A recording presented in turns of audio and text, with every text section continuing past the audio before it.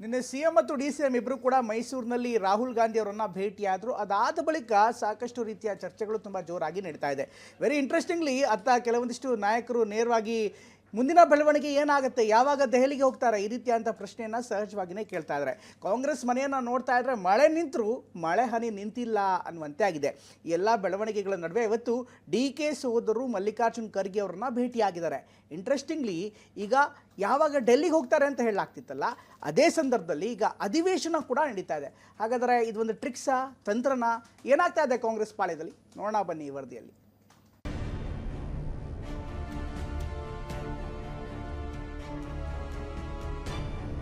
ಯಾವ ಸಂದೇಶನೂ ಇಲ್ಲ. ಭೇಟಿ ಮಾಡಿದೀವಿ, ಚೆನ್ನಾಗಿ ಕೆಲಸ ಮಾಡ್ಕೊಂಡು ಹೋಗಿ ಅಂತ ಹೇಳಿದ್ದಾರೆ. ಚೆನ್ನಾಗಿ ಕೆಲಸ ಮಾಡ್ಕೊಂಡು ಹೋಗ್ತೀವಿ. 16ನೇ ತಾರೀಕು ಡೆಲ್ಲಿಗೆ ಹೋಗ್ತೀವಿ. ಸಿಹಿ ಸುದ್ದಿ ಅಂತೂ ಸಿಗುತ್ತೆ ಅಂತ ನಾನು ಭಾವಿಸ್ತೇನೆ. ನಲ್ಲಿ ಚರ್ಚೆ ಏನು ಮಾಡ್ದಂಗೆ ಕಾಣಲಿಲ್ಲಪ್ಪ. 5 ವರ್ಷ ಅವರೇ ಮುಖ್ಯಮಂತ್ರಿ ಆಗಿರ್ತದೆ, ನಮ್ಮ ಪಕ್ಷ ಹೈಕಮಾಂಡ್ ನಿಂತ್ಕೊಂಡೆ ಮಾತಾಡಿದ್ರೆ ಜಸ್ಟ್ ಕ್ಯಾಶುಯಲ್ ಅಂತ ನಾವು ಅರ್ಥ ಮಾಡ್ಕೋಬೇಕು.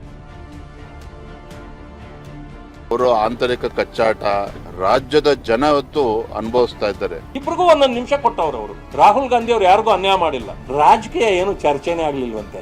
ಇನ್ನೇನಕ್ಕೆ ಹೋಗಿದ್ರಿ ನೀವು? ಸಂಕ್ರಾಂತಿಯ ಸಮಯದಲ್ಲಿ ಕಾಂಗ್ರೆಸ್ನೊಳಗಿನ ಕ್ರಾಂತಿ ಚಿಗುರದಂತೆ ಕಾಣ್ತಿದೆ. ನಿನ್ನೆಯಷ್ಟೇ ರಾಹುಲ್ ಗಾಂಧಿ ಅವರನ್ನ ಸಿಎಂ ಸಿದ್ದರಾಮಯ್ಯ ಹಾಗೂ ಡಿಸಿಎಂ ಡಿ.ಕೆ. ಭೇಟಿ ಮಾಡಿದ್ರು. ಜೊತೆಗೆ ಕಾಣಿಸಿಕೊಂಡ್ರು ಪ್ರತ್ಯೇಕವಾಗಿ ಚರ್ಚೆ ಕುತೂಹಲ ಮೂಡಿಸಿತ್ತು. ಮೂಲಗಳ ಮಾಹಿತಿ ಪ್ರಕಾರ ಉಭಯ ನಾಯಕರು ಹೇಳಬೇಕಾದ ವಿಚಾರವನ್ನ ರಾಹುಲ್ಗೆ ಒಪ್ಪಿಸಿದ್ದಾರೆ. ಲೋಕಸಭೆ ವಿಪಕ್ಷ ನಾಯಕ ಕೂಡ ಕಮ್ ಟು ಡೆಲ್ಲಿ ಅಂತ ಸಿಂಗಲ್ ಲೈನ್ ಸಂದೇಶ ಕೊಟ್ಟಿದ್ದಾರೆ.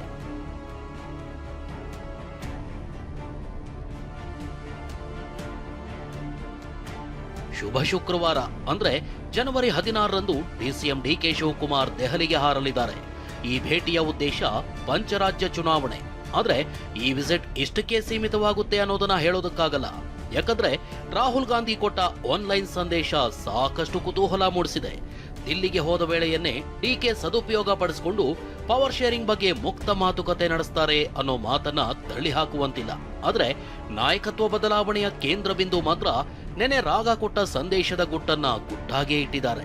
16ನೇ ತಾರೀಕು ಡೆಲ್ಲಿಗೆ ಹೋಗ್ತಾರೆ. 16ನೇ ತಾರೀಕು ಡೆಲ್ಲಿಗೆ ಹೋಗ್ತಾರೆ. ಯಾವ ಸಂದೇಶನೂ ಇಲ್ಲ. ಭೇಟಿ ಮಾಡಿದೀವಿ, ಚೆನ್ನಾಗಿ ಕೆಲಸ ಮಾಡ್ಕೊಂಡು ಹೋಗಿ ಅಂತ ಹೇಳಿದ್ದಾರೆ. ಚೆನ್ನಾಗಿ ಕೆಲಸ ಮಾಡ್ಕೊಂಡು ಹೋಗ್ತೀವಿ. ನರೇಗಾ ಬಗ್ಗೆ ಏನೇನು ಕಾರ್ಯಕ್ರಮ ಮಾಡ್ತಾ ಇದೀವಿ ಅದನ್ನೆಲ್ಲ ತಿಳಿಸಿದೀವಿ.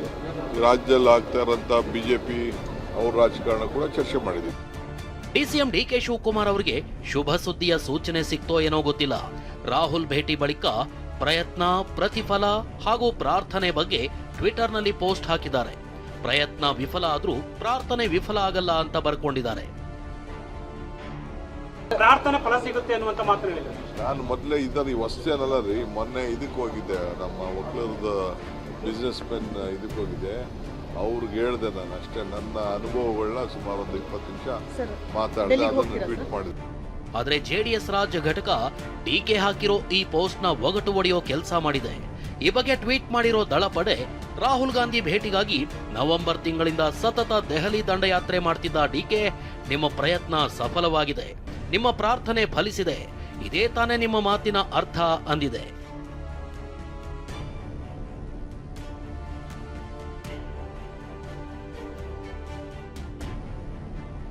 ಮತ್ತೊಂದು ಕಡೆ ಡಿ.ಕೆ. ಸುರೇಶ್ ಕೂಡ ಮಾರ್ಮಿಕ ಪೋಸ್ಟ್ ಹಾಕಿದ್ದಾರೆ. ಸತತ ಪ್ರಯತ್ನದ ಫಲವೇ ಯಶಸ್ಸು ಅಂತ ಬರ್ಕೊಂಡಿದ್ದಾರೆ. ಈ ಮಧ್ಯೆ ಶಾಸಕ ರಂಗನಾಥ್ ಸಂಕ್ರಾಂತಿ ಬಳಿಕ ಸಿಹಿ ಸುದ್ದಿ ಸಿಗಲಿದೆ ಅಂತ ವಿಶ್ವಾಸ ವ್ಯಕ್ತಪಡಿಸಿದ್ದಾರೆ. ಸಿಹಿ ಸುದ್ದಿ ಅಂತೂ ಸಿಗುತ್ತೆ ಅಂತ ನಾನು ಭಾವಿಸ್ತೇನೆ. ಅದ್ರ ಮೇಲೆ ನಾನು ಮಾತಾಡೋಂಥದ್ದು ನನಗೂ ಯಾವುದೇ ಹಕ್ಕಿಲ್ಲ ಅಂತ ಅನ್ಕೋತೀನಿ. ಶಾಸಕರಿಗೆ, ಸರ್ಕಾರಕ್ಕೆ ಎಲ್ಲದಕ್ಕೂ ಒಳ್ಳೆ ಸುದ್ದಿ ಬರುತ್ತೆ. ಈ ಮಧ್ಯೆ ಡಿ.ಕೆ. ಸಹೋದರರು ಎಐಸಿಸಿ ಅಧ್ಯಕ್ಷ ಮಲ್ಲಿಕಾರ್ಜುನ ಖರ್ಗೆ ಮನೆಗೆ ಭೇಟಿ ಕೊಟ್ಟಿದ್ದಾರೆ. ಖರ್ಗೆ ಜೊತೆಗೆ ಚರ್ಚೆ ನಡೆಸಿದ್ದಾರೆ.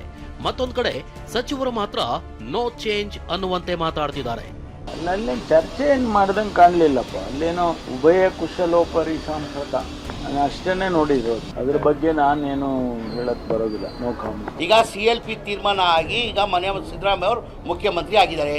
ಈಗ CLP ಯಲ್ಲಿ ಆಯ್ಕೆ ಆದ್ಮೇಲೆ 5 ವರ್ಷಕ್ಕಂತ ಆಯ್ಕೆ ಮಾಡೋದು MLAಗಳು. ಹೌದು ತಾನೆ? ನನ್ನ ವಿಶ್ವಾಸ ಇದೆ, ಈ 5 ವರ್ಷನೇ ಮನೆ ಸಿದ್ದರಾಮಯ್ಯ ಅವ್ರ ಮುಖ್ಯಮಂತ್ರಿ ಕುರ್ಚಿ ಖಾಲಿ ಇಲ್ಲ. 5 ವರ್ಷ ಅವರೇ ಮುಖ್ಯಮಂತ್ರಿ ಆಗಿರ್ತದೆ ಅಂದ್ರೆ ನಮ್ಮ ಪಕ್ಷ ಹೈಕಮಾಂಡ್. ಗೊಂದಲ ಎಲ್ಲಿದೆ?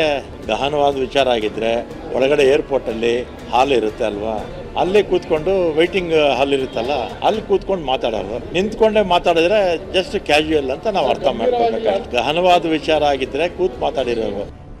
ಕಾಂಗ್ರೆಸ್ನ ಈ ಬೆಳವಣಿಗೆಗೆ ಬಿಜೆಪಿ ವ್ಯಂಗ್ಯವಾಡಿದೆ.